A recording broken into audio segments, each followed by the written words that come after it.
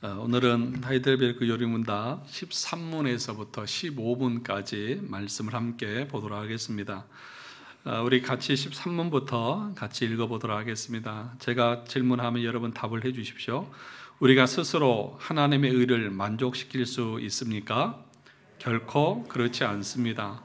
오히려 우리는 날마다 우리의 죄책을 증가시킬 뿐입니다. 어떠한 피조물이라도 단지 피조물로서 우리를 대신하여 하나님의 의를 만족시킬 자가 있습니까? 하나도 없습니다. 첫째, 하나님께서는 인간의 죄책 때문에 다른 피조물을 형벌하기를 원치 않으십니다. 둘째, 어떠한 피조물이라도 단지 피조물로서는 죄에 대한 하나님의 영원한 진노의 짐을 감당할 수도 없고 다른 피조물을 거기에서 구원할 수도 없습니다. 15문, 그렇다면 우리는 어떠한 중보자와 구원자를 찾아야 합니까? 참 인간이고 의로운 분이시나 동시에 참 하나님이고 모든 피조물보다 능력이 뛰어나신 분입니다. 오늘은 중보자의 필요성이라고 하는 제목으로 하이델베르크 요리문답을 함께 나누도록 하겠습니다. 우리가 12분에서 우리가 구원을 얻기 위해서는 우리의 죄책과 또 그 죄에 대한 형벌을 받아야 한다고 했습니다. 하나님의 공의가 만족되기 위해서는 두 가지가 필요하다고 했습니다. 이 페이지에 보시면 첫째는 우리 인간이 하나님의 율법을 완전하게 순종해야 한다는 것이죠. 그러니까 하나님의 공의가 만족되려고 하면 하나님께서 우리에게 요구하신 그 율법을 우리 인간들이 완전하게 순종해야 합니다. 두 번째로는 그 죄에 대한 형벌을 모두 받아야만 가능한다고 그렇게 얘기했습니다. 그런데 우리는 이 두 가지 다 감당할 수가 없습니다. 우리가 하나님의 율법을 온전하게 다 순종할 수 있습니까? 없습니다. 만약에 지금부터 그렇구나 라고 깨달아서 말씀에 순종한다고 하더라도 과거에 알지 못했을 때 지은 그 율법은 어떻게 하겠습니까? 그러므로 우리는 그 율법으로 의롭다함을 받을 수가 없습니다. 또 하나는 그러면 우리가 하나님의 그 공의를 만족시키기 위해서 우리의 죄에 대한 형벌을 우리 스스로가 감당할 수 있느냐? 감당할 수 있어요? 없어요? 없다는 것이죠. 왜냐하면 우리는 이미 죄와 허물로 죽은 죄인들이기 때문에 죄인이 죄인의 죄값을 감당할 수가 없습니다. 그래서 오늘 앞에서도 보았듯이 14문에서 뭐라고 말했습니까? 어떠한 피조물이라도 단지 피조물로서 우리를 대신해서 하나님의 의를 만족시킬 자가 있어요? 없어요? 하나도 없다. 그러니까 피조물 중에는 우리의 죄에 대한 형벌을 대신 받아서 하나님의 공의를, 하나님의 의를 만족시킬 수 있는 피조물은 하나도 없다. 인간에게도 없고 짐승에게도 없다. 그렇게 얘기를 하고 있다는 것입니다. 그러면 하나님께서 우리를 어떻게 구원을 하시느냐 하면 우리의 마음을 새롭게 하시고 예수 그리스도를 받아들이도록 하시는 방식으로 하나님께서 우리를 구원하신다는 것입니다.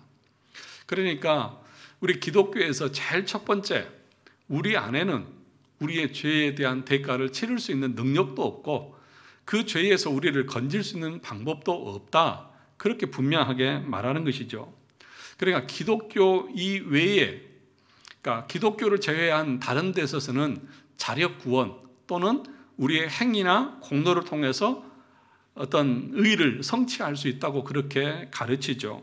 그래서 2페이지 중간에 보시면 밑에서 네 번째 단락, 기독교를 제외한 다른 모든 종교들은 이제부터 참여하고 이제부터 내가 수련하고 이제부터 내가 몸을 쳐서 뭔가 극단적인 고행을 하면 내 죄가 상쇄되고 내 죄가 해결될 것이라고 생각합니다. 자력 구원, 자기 스스로의 노력과 행함으로 무엇인가를 변화시켜 보려고 하는 것이 기독교를 제외한 모든 종교와 사상이 가지고 있는 방식이다. 그렇게 얘기를 하고 있는 거죠. 그런데 우리 기독교는 뭐라고 말합니까? 아니야. 너희들이 아무리 노력해도 아무리 애써도 우리가 지은 그 원죄를 해결할 수 없고 어떤 피조물도 우리 대신 우리 죄를 감당할 수 없다. 그렇게 말하는 것이죠.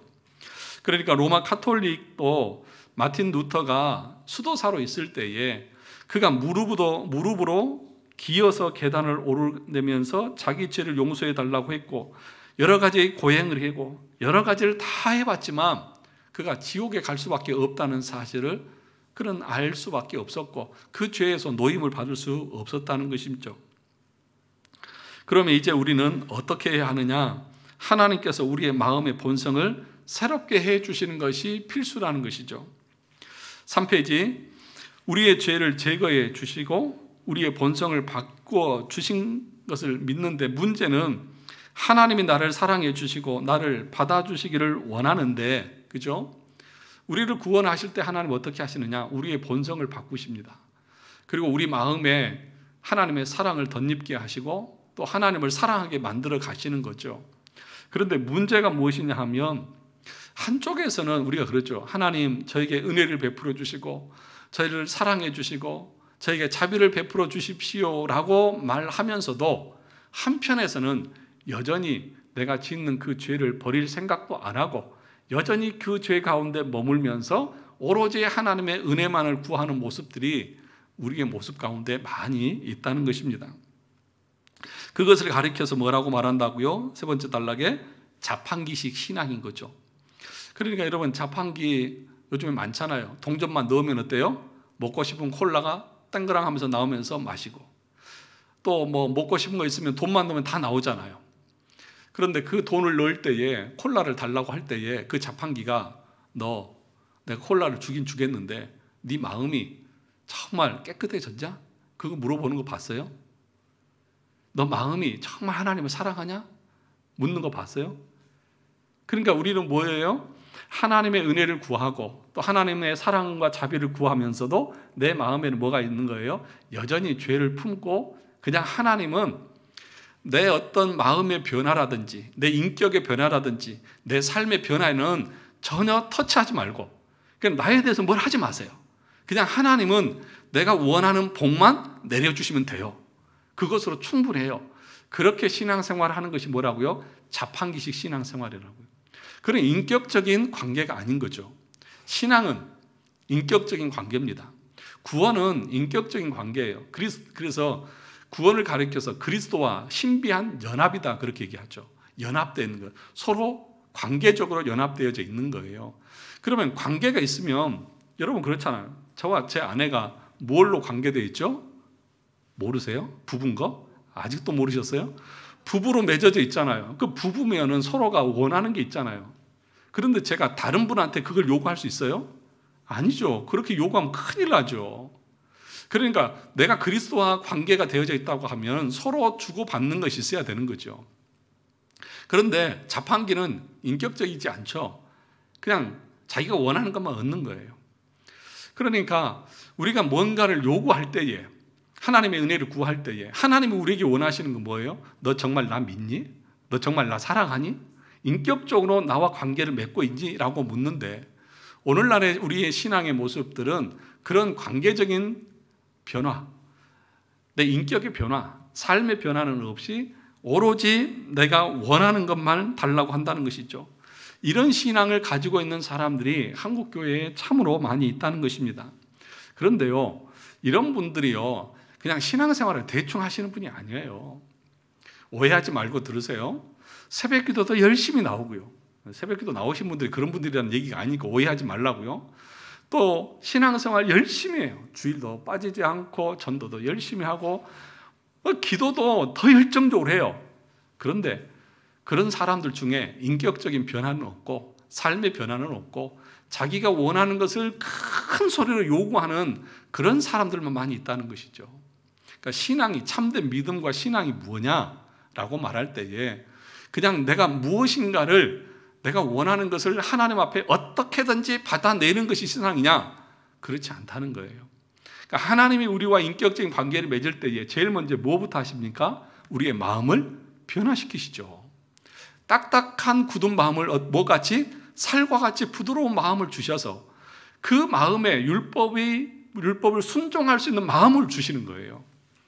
그것이 하나님께서 우리를 구원하시는 구원의 방식이라고. 근데 우리 마음이 딱딱하게 굳어서 하나님이 요구하시는 것을 다 튕겨내버려요. 하나님 나에게 그런 요구하지 마세요. 그런 말 하지 마세요. 그냥 하나님은 내가 원하는 것, 내 기도, 내가 바라는 소원 이것만 들어주시면 돼요.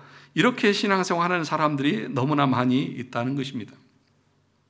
그런데 여러분, 우리가 지금 일상적으로 하는 것, 예를 들면 주일을 성수하고 철저하게 11조를 드리고 헌금생활 열심히 잘하고 기도도 열심히 하고 봉사도 열심히 하고 전도도 열심히 하고 교회 안에서 종교적인 행위들을 열심히 하는데요, 여러분들보다 더 열심히 하는 데가 어딘 줄 아세요?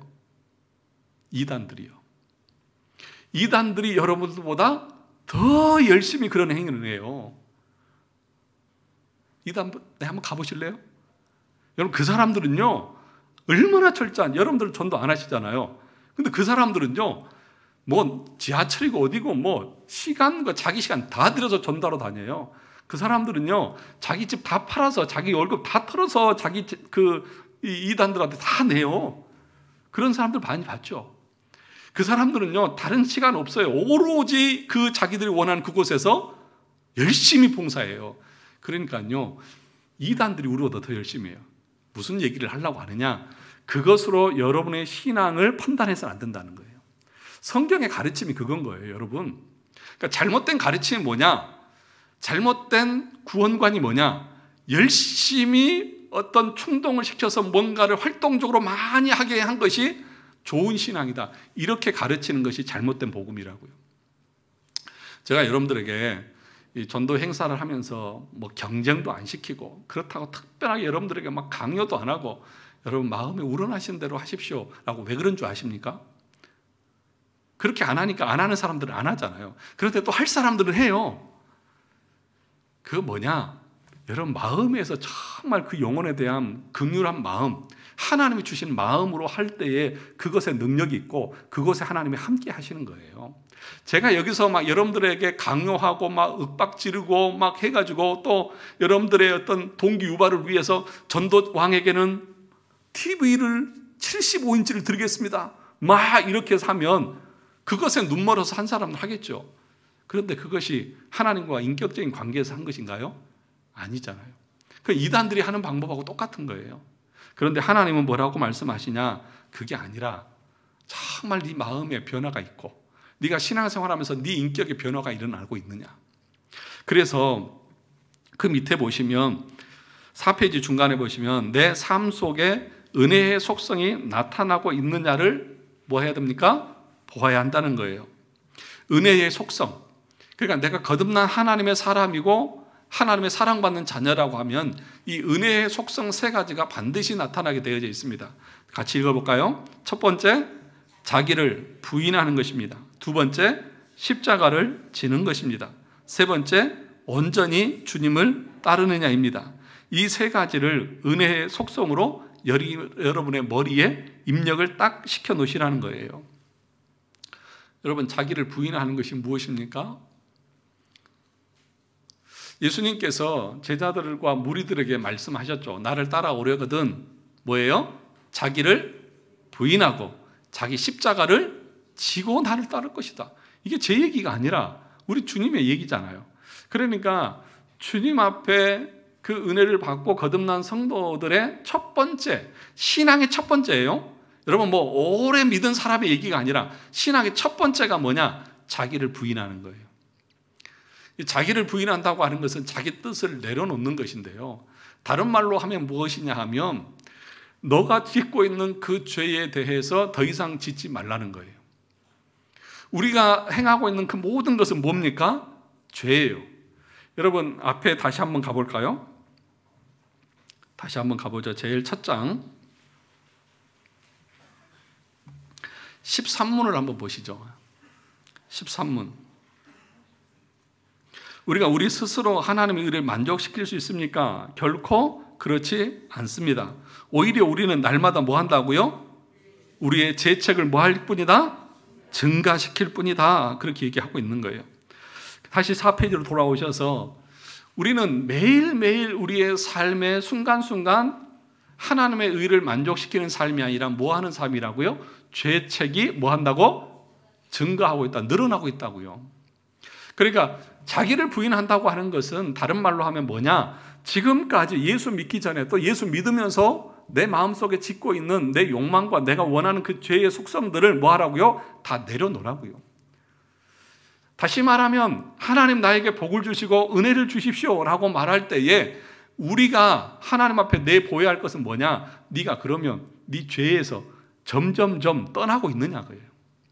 점점점 네가 하나님이 싫어하시는 그 죄에서 멀어져 가고 있느냐, 그것을 보라는 거예요.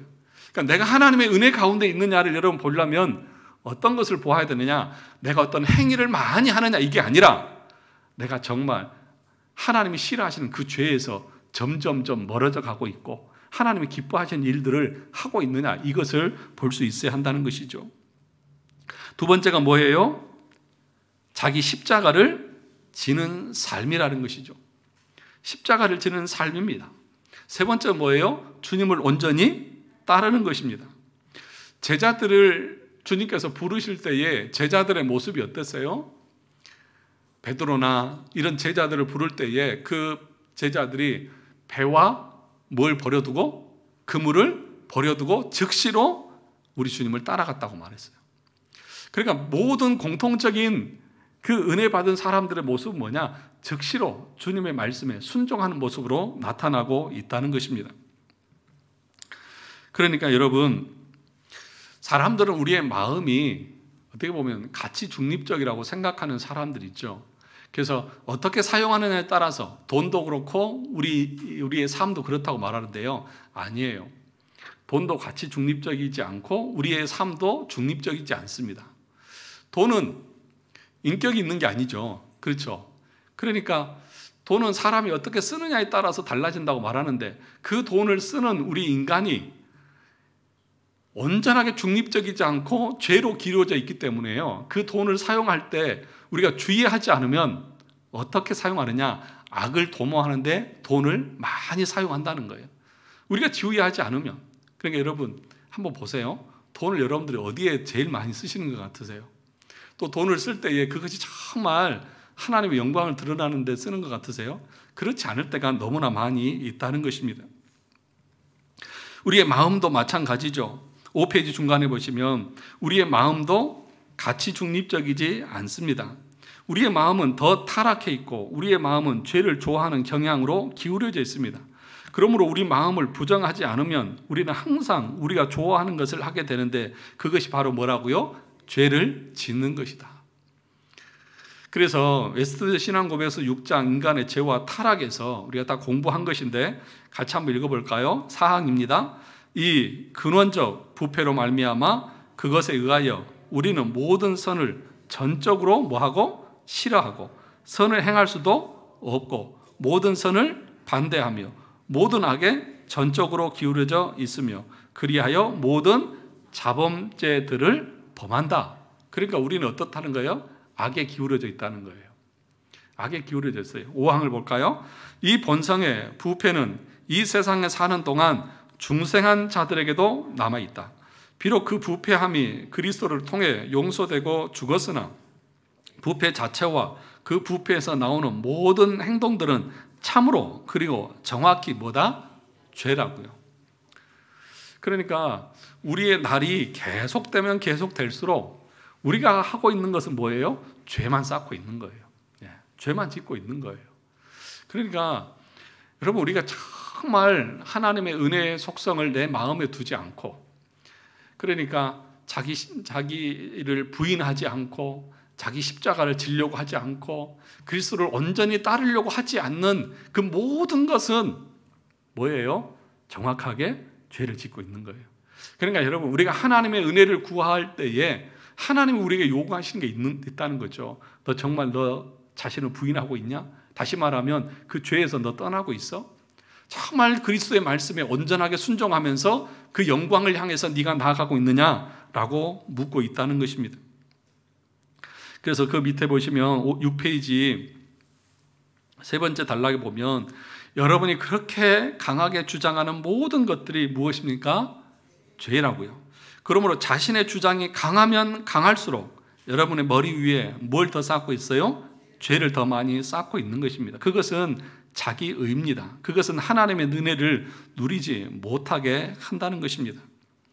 그러니까 여러분의 신앙생활을 한번 돌아보자는 거예요. 이게 제 얘기가 아니라 하이델베르크 요리문답에서 우리에게 지금 말씀하고 있는 내용인 거예요.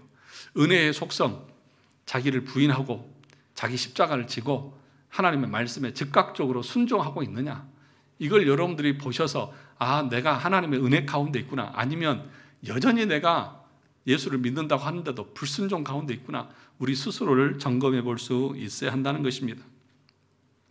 그러니까 찬송가 461장 십자가를 질 수 있나 주가 물어보실 때에 죽기까지 뭐하리라? 따라가고 사랑하겠다고 말하지만 입으로는 그렇게 하지만 실제적으로 우리의 삶은 어떻습니까? 말뿐이죠. 말뿐일 때가 너무나 많이 있습니다. 자, 13문 우리가 보았듯이 우리는 오히려 날마다 우리의 재책을 증가시킬 뿐이고 우리 스스로는 하나님의 의를 만족시킬 수 없다. 이것을 우리가 기억해야 합니다. 그러면 하나님께서 이런 우리를 어떻게 거듭나게 하시고 구원해 나가시느냐? 6, 7페이지 보시면 예배를 드리다가 마음속에 성령께서 그 양심을 어떻게 합니까? 찌르십니다. 그러니까 예배 가운데 말씀을 통해서 성령께서 우리 마음에 찔러요. 우리의 죄됨과 우리의 악함에 대해서 하나님이 건드십니다. 그리고 자신의 죄와 비참함을 깨닫게 하십니다. 그리고 그 죄에서 떠나게 하십니다. 과거에는 자기 일에 바빴고 자기 일에 모든 정신이 집중했는데 어느 날부터인가 그 정신이 십자가로 바뀌어 있습니다. 내 마음속에 은혜의 속성 3가지가 나타나고 있다는 것입니다. 주님의 말씀에 순종하는 것이 기쁘고 즐겁습니다. 주님을 위해서 일하는 것이 참으로 귀하게 여겨지고 자기를 부인하고 자기 십자가를 지고 주의 말씀에 순종하며 나가고 있는 것입니다.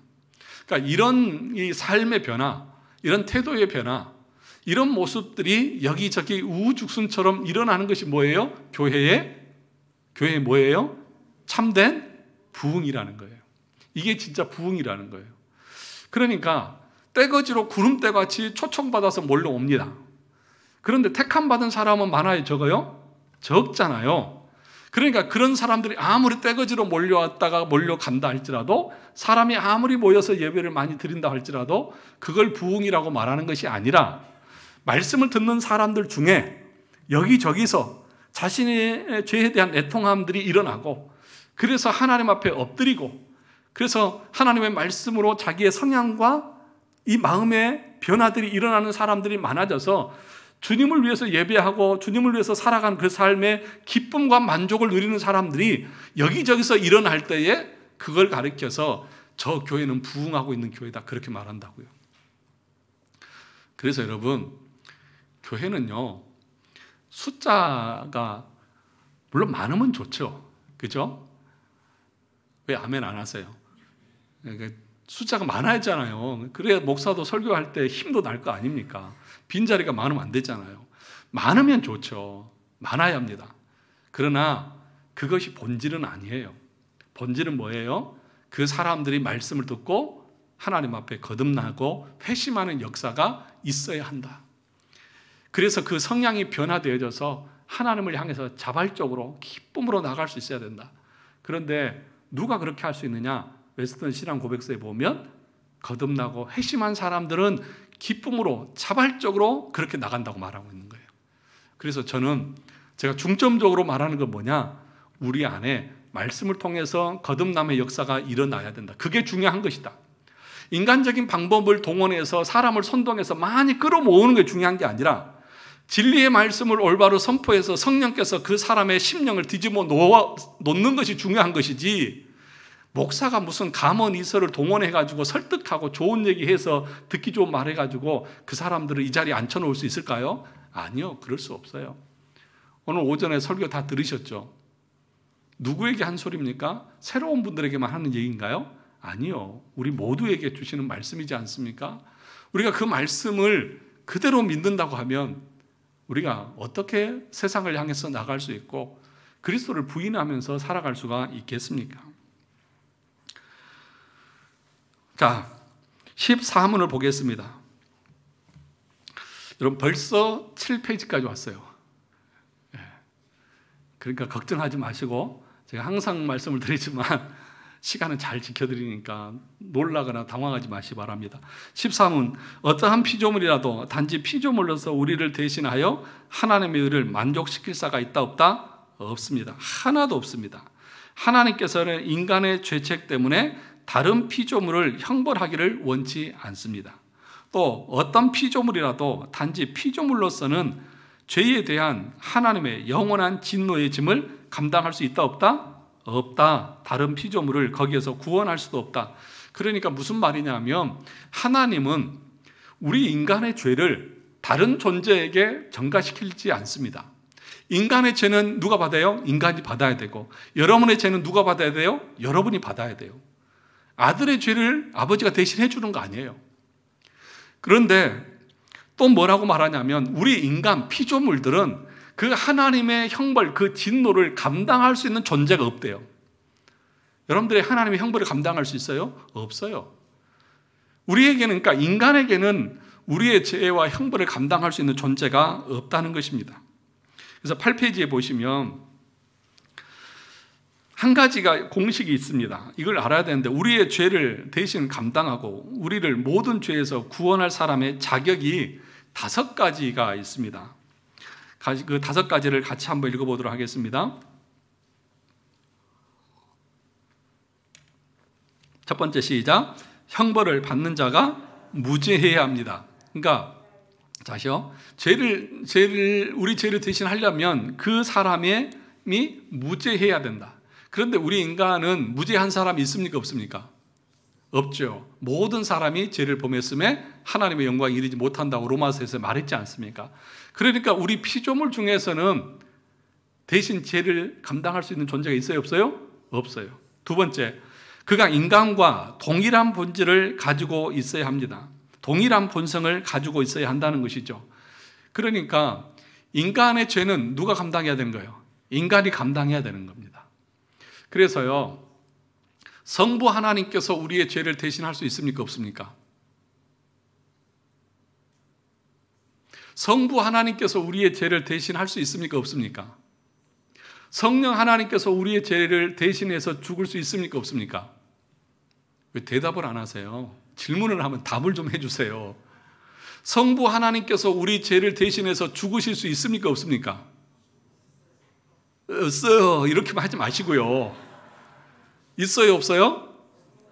그러면 왜 성부 하나님께서 우리 죄를 대신해서 죽으실 수 없습니까? 그분은 우리와 본성이 다르기 때문에요. 여기 2번에서 뭐라고 했어요? 인간과 동일한 본질을 가지고 있어야 한다고 했잖아요. 하나님은 우리와 본질적으로 다르세요. 그러니까 그 하나님은, 성부 하나님과 성령 하나님은 우리를 위해서 죽을 수 있어요? 없어요? 없어요. 신이 죽는다는 게 그게 신입니까? 죽을 수 없어요. 그러니까 성부도 성령도 우리의 죄를 대신해서 죽을 수가 없어요. 그러니까 우리의 죄를 대신 감당할 수 없다는 거죠. 그러니까 여러분, 여기서 그 다음에 누가 남았어요? 성자 예수님께서 남으셨죠. 그러면 성자 예수님께서 우리의 죄를 대신해서 죽으실 수 있습니까? 없습니까? 왜 그렇죠? 왜 그렇죠? 그냥 넘겨짚지 말고 왜 그렇죠? 이유를 알아야죠. 예수 그리스도께서 우리와 동일한 육신을 입고 동일한 본질을 가지고 오셨잖아요. 그래서 예수님께서 동정녀 마리아의 몸을 통해서 오신 거예요. 왜 예수님께서 육신을 입고 이 땅에 오셔야 했습니까? 왜냐하면 그분이 우리와 동일한 본질을 입으셔야 우리의 구속주가 될 수 있기 때문에 그런 거예요. 그 이유를 알아야죠. 그러니까 여러분, 이 초대교회 당시에 이단의 논쟁이 있었는데 이 삼위일체 논쟁이 있습니다. 그래서 뭐냐 하면 예수가 하나님과 동일한 본질이냐 유사 본질이냐라고 하는 것. 그래서 그걸 가리켜서 이오타 논쟁이라고 그랬죠. 그러니까 글자 하나 가지고 동일 본질, 유사 본질 그런 거예요. 무슨 얘기냐 하면 예수는 하나님과 동일한 본질이 아니라 유사한 본질이다. 그래서 하나님 같이긴 하지만 하나님은 아니다. 그 다음에 창조된 것이다. 그렇게 가르치는 것입니다.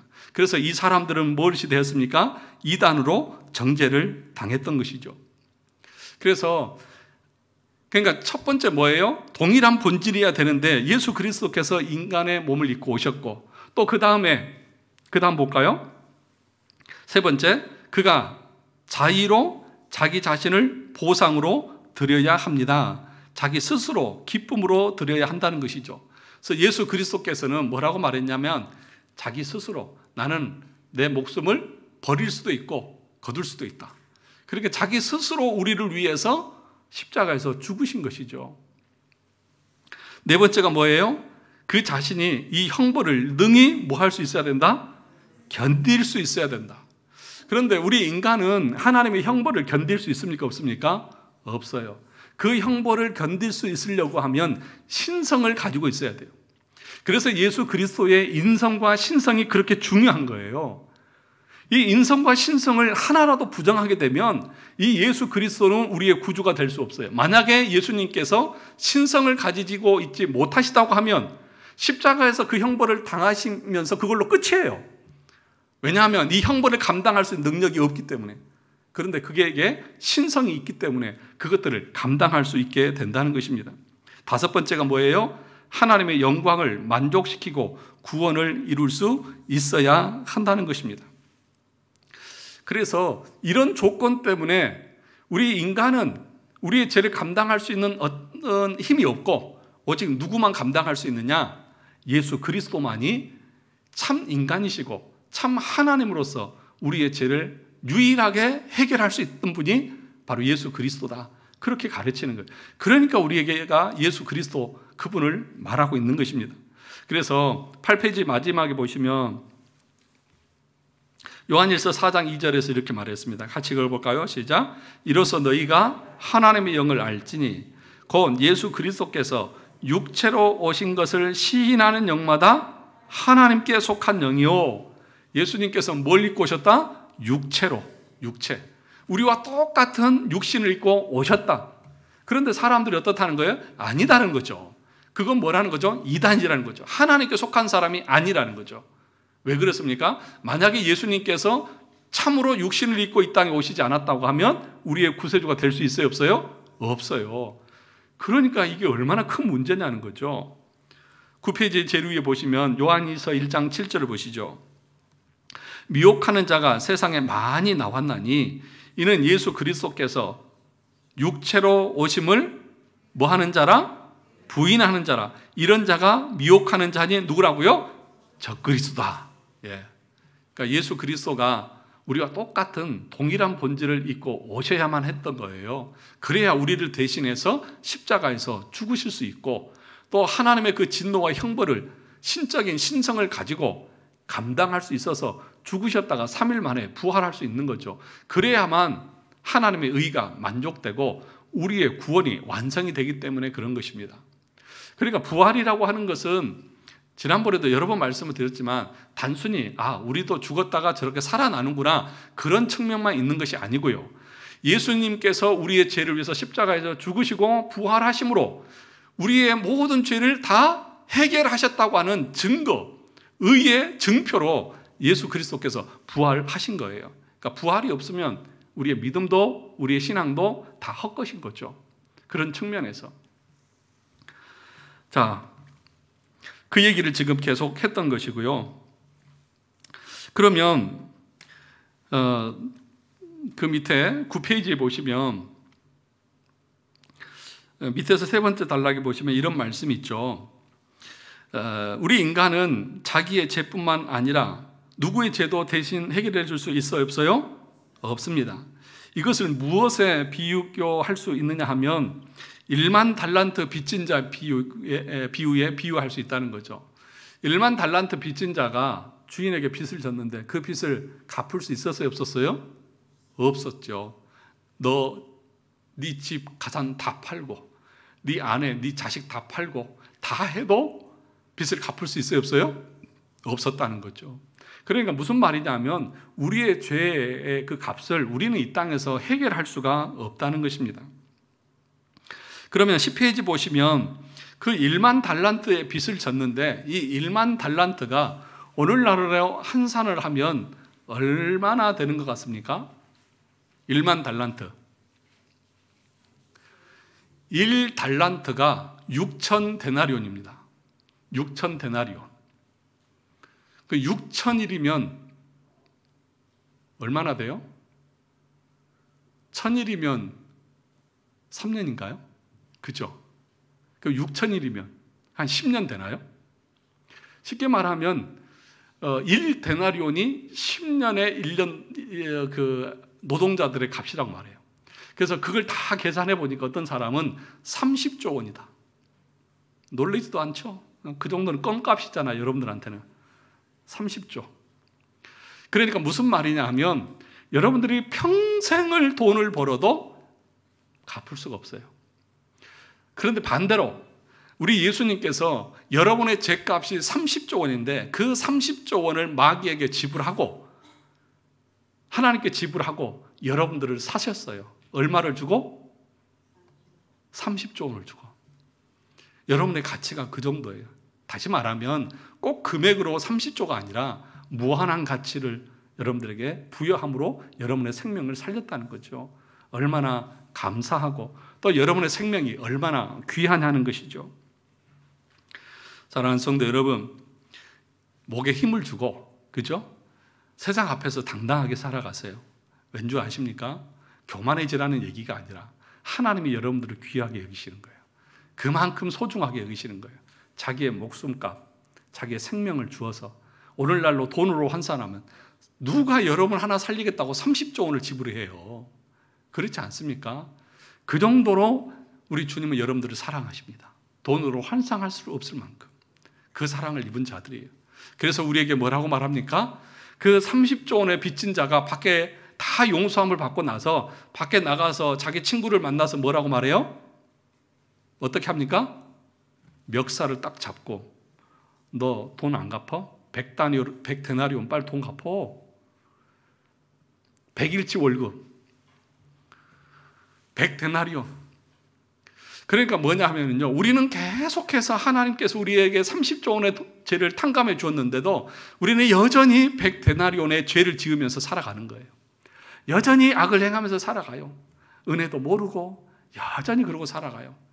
우리에게 남은 건 뭐냐? 그 죄를 깨끗하게 제거하는 삶을 살라는 거예요. 그게 뭐예요? 자기를 부인하고 자기 십자가를 지고 주님의 말씀 앞에 온전히 순종하며 나가는 삶을 사는 거예요.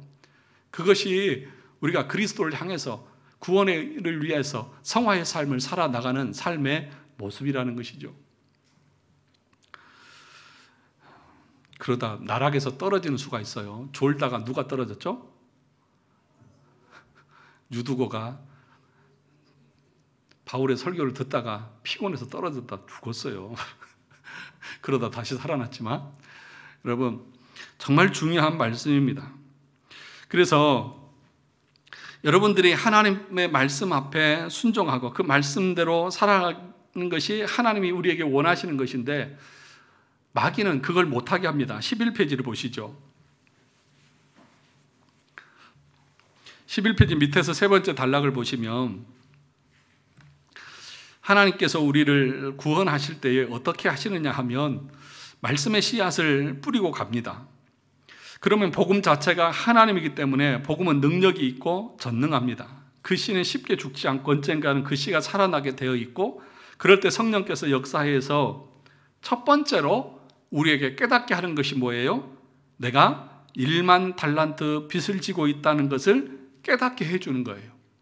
그러니까 여러분을 구원하실 때에 성령께서 말씀을 통해서 제일 먼저 하시는 것이 뭐냐? 아, 내가 1만 달란트 빚진 자구나.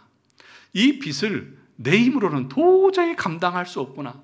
이것을 깨닫게 하신다는 거예요.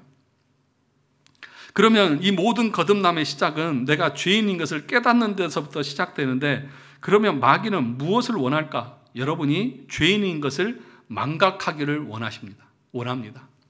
누가요? 마귀가요.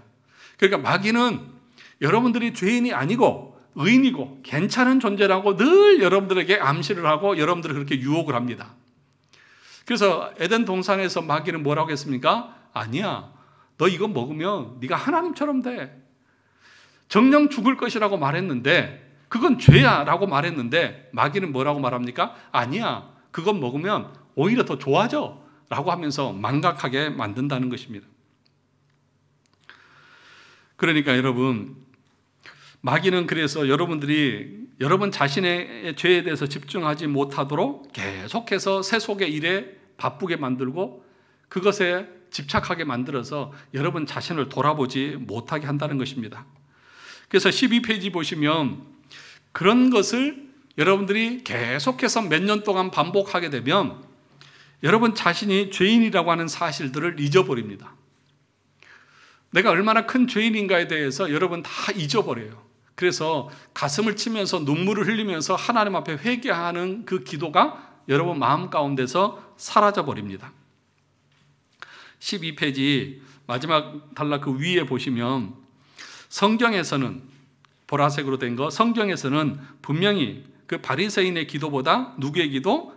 세리의 기도. 그 세리가 교회 뒷자리에 앉아서 고개도 들지 못하고 소원을 아뢰지도 못하고 이 더럽고 추한 죄를 용서해 주십시오라고 고백했던 그 기도를 우리 주님은 제일이라고, 그 기도가 제일이라고 했는데 놀랍게도 현대 교회에서는 그런 모습이 있습니까? 정말 눈물로 매주마다 하나님 앞에 가슴을 치면서 우리의 죄에 대한 애통함들이 있느냐는 것입니다. 없잖아요. 그것이 마귀가 우리를 막는 방식이라니까요. 막 세상 일에 바쁘게 하고 여러 가지 일에 바쁘게 해서 나 자신을 돌아보지 못하게 하고 하나님 앞에서 자기가 1만 달란트 빚진 자라고 하는 사실을 알지 못하도록 하는 것이 마귀의 방법이라는 것입니다. 누가복음 18장 13절 14절 같이 읽어볼까요? 시작. 세리는 13페이지 세리는 멀리 서서 감히 눈을 들어 하늘을 쳐다보지도 못하고 다만 가슴을 치며 이르되 하나님이여 불쌍히 여기소서 나는 죄인으로소이다 하였느니라. 내가 너희에게 이르노니 이에 저 바리새인이 아니고 이 사람이 의롭다 하심을 받고 그의 집으로 내려갔느니라. 무릇 자기를 높이는 자는 낮아지고 자기를 낮추는 자는 높아지리라. 이것이 어느 한순간만 그럴까요? 아니에요. 매주마다 매일마다 하나님 앞에서 이 겸손한 마음으로 기도하고 구하고 자신의 죄됨을 고백하면서 나가는 그 기도를 하나님은 받으십니다. 높이 손들고 하나님 저 정도는 돼야죠. 저 사람은 뭡니까? 라고 하면서 거룩하게 기도하는 기도 하나님 받지 않으십니다. 마지막 15문입니다. 그렇다면 우리는 어떠한 중보자와 구원자를 찾아야 합니까? 참 인간이고 의로운 분이시나 동시에 참 하나님이시고 모든 피조물보다 능력이 뛰어나신 분입니다. 이런 분은 누구밖에 없어요? 예수 그리스도밖에 없다는 거예요. 예수 그리스도만이 죄가 없으시는 참되신 사람이고 또 참된 신이라고 그렇게 말합니다. 그래서 이 그리스도의 양성, 인성과 신성 이 두 가지를 중에 한 가지라도 부정하면 그것은 이단이고 만약에 그것이 부정되어지면 그 사람은 구원받은 사람이 아닙니다. 그러니까 여러분 아무리 그 사람이 저 예수 믿습니다 라고 말한다 할지라도 그런데 그 예수님은 참된 인간은 아닙니다. 이렇게 얘기하면 그 사람 구원받을 수 있을까요? 없어요. 그러니까 여러분 교리가 그만큼 중요한 거예요. 교리가 그만큼 중요한 거예요. 그러니까 올바른 교리를 가르치는 교회에 다니느냐 아니면 그릇된 교리를 가르치는 교회에 다니느냐 그것이 한편으로는 여러분의 구원을 결정한다니까요. 잘못된 교리를 가르치는 교회에 백날 거기 앉아 있어 보십시오. 구원받을 수 없습니다. 그런데 그 책임이 누구에게 있느냐? 전하는 사람에게도 있지만요. 그 자리에 떨치고 나오지 않은 여러분 자신에게도 있습니다. 하나님 그렇게 책임 물으세요. 너가 그 자리에 있었지 않느냐? 그러므로 여러분 제가 여러 번 말씀을 드리지만 아무 교회나 다니는 것 아무 교회나 다니면 되죠? 아니요. 천만의 말씀이요. 올바른 교리를 가르치고 올바르게 선포하는 교회에 다니지 않으면 여러분 구원에 이를 수 없습니다. 만약에 그것이 중요하지 않다고 하면 이런 교리를 가르칠 이유가 뭐가 있습니까? 예수님이 인성이 있든지 신성이 있든지 그게 뭐가 중요합니까? 그냥 나는 하나님 믿어 그러면 다 구원받는다고 하면 그렇지 않습니까? 그러면 이단에 다녀도 마찬가지겠죠. 그러나 여러분 그렇지 않다는 것입니다. 그러니까 여러분들이 계속해서 뭔가를 구하고 하는 것 물론 필요하고 또 중요하죠. 그것이 우리 가운데 있어야 합니다. 마지막 14페이지 보시면